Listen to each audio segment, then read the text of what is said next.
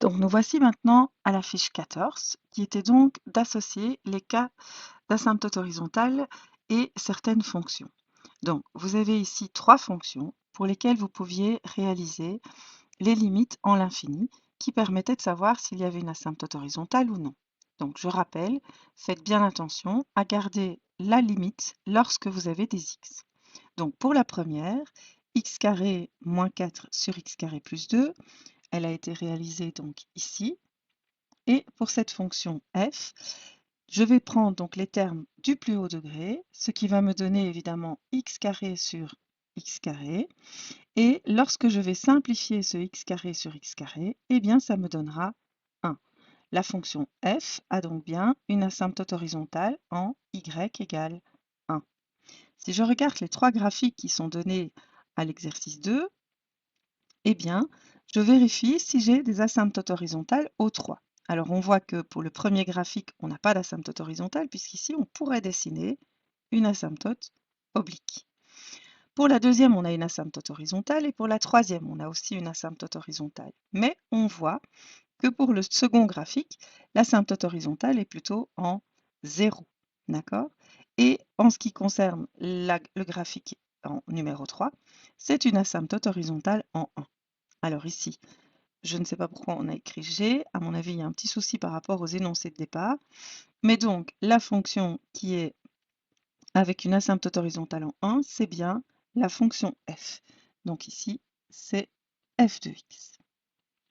Alors, si maintenant vous faites le deuxième exercice, donc g de x, qui est ici la première dans le développement, eh bien, g de x, vous avez aussi à prendre les termes du plus haut degré, donc x sur x carré. Je simplifie, mais ici, tout ne se simplifie pas. Donc, il reste 1 au numérateur et x au dénominateur. Et ça nous demande donc de remplacer le x qui nous reste par plus et moins l'infini. Je vais donc avoir 1 sur l'infini, et nous savons que 1 sur l'infini donne toujours 0. On a donc bien une asymptote horizontale en 0. Et on a vu sur les graphiques que la fonction qui pouvait être avec un graphique avec une asymptote horizontale en 0, c'était le deuxième graphique, et donc ici, la fonction g. Il nous reste évidemment la fonction h pour la troisième. On va aller vérifier les calculs et voir si effectivement il n'y a pas d'asymptote horizontale. Si je prends la fonction 3, donc la fonction h, eh bien, je me rends compte que cette fonction h a en fait un terme du plus haut degré en x carré au numérateur et en x au dénominateur. Donc quand je vais simplifier, le x qui va rester, ce n'est plus au dénominateur, mais bien au numérateur. Donc en remplaçant x par l'infini, je trouve l'infini, et quand une limite en l'infini donne l'infini, il n'y a pas d'asymptote horizontale.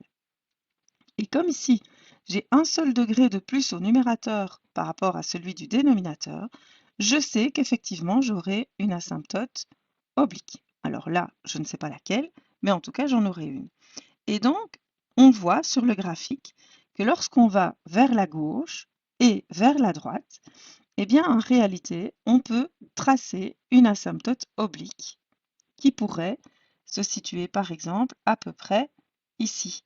Et on verrait alors, dans ce cas-là, que, effectivement, quand vous vous situez tout près de moins l'infini, donc c'est-à-dire à gauche, ma courbe et l'asymptote oblique se rapprochent. Même chose quand je me trouve à l'infini, donc à droite, ma courbe et mon asymptote se rapprochent. Vous avez la même chose évidemment par rapport aux asymptotes horizontales. Vous voyez qu'à gauche, ma fonction se rapproche de l'axe des x, qui est bien une asymptote horizontale en 0. Et quand je suis à droite, même chose, la courbe se rapproche de mon axe x. Et en ce qui concerne la fonction f, eh bien, nous avions une asymptote horizontale en 1, puisque quand je suis tout à gauche de mon graphique, ma courbe s'approche de cette asymptote horizontale, tout comme elle le fait quand je suis complètement à droite. Voilà donc pour la fiche 14.